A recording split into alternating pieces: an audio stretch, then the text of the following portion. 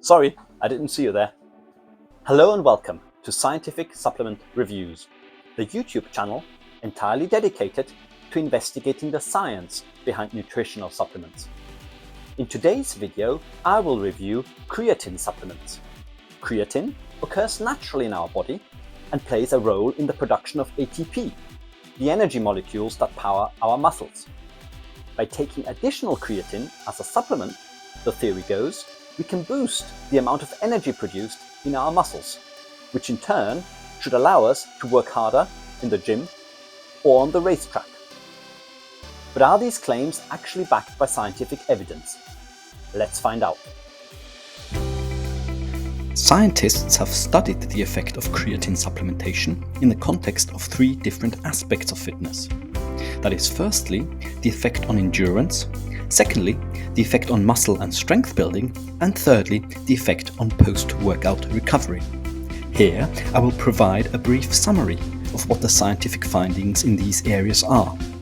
But if you are interested in a detailed review of the evidence, follow the link in the description below to the long version of this video. A meta-analysis of creatine's effect on endurance pulled together a large number of clinical studies and found that overall, creatine does not help with boosting endurance levels in athletes who perform cardiovascular or aerobic exercises such as running or cycling.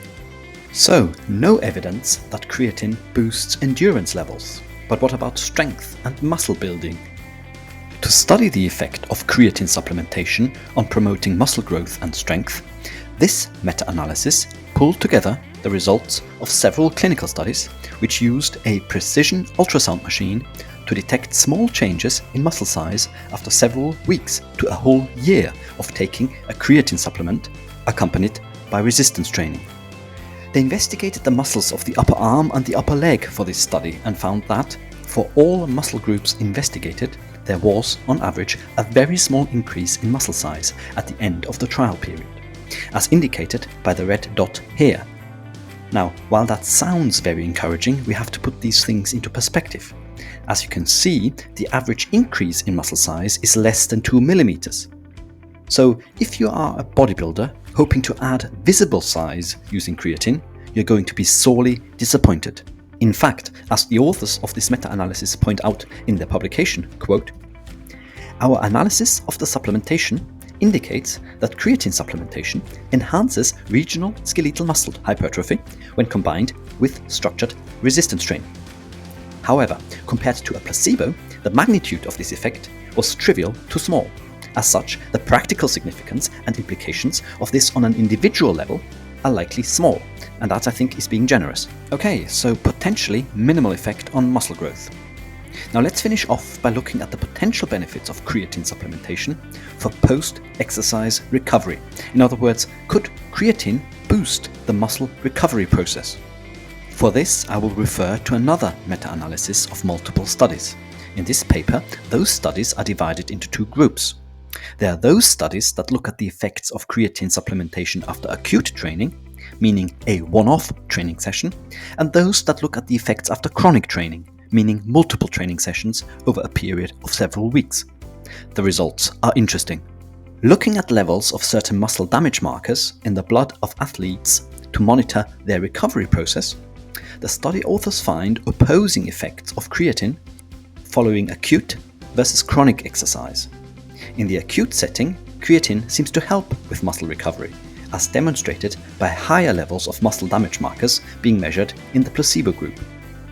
In the chronic setting, on the other hand, muscle damage markers are in fact slightly elevated in the creatine-taking group, meaning that the supplement does not help with recovery following several weeks of exercising.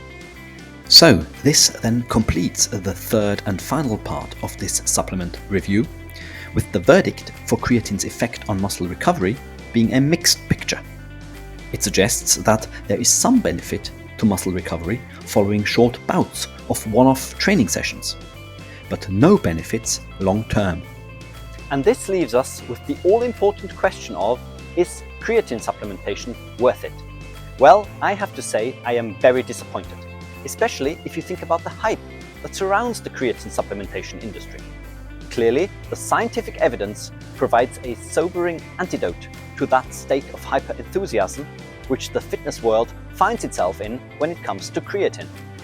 To summarize, creatine shows no effect on boosting endurance levels when performing cardiovascular exercises such as running.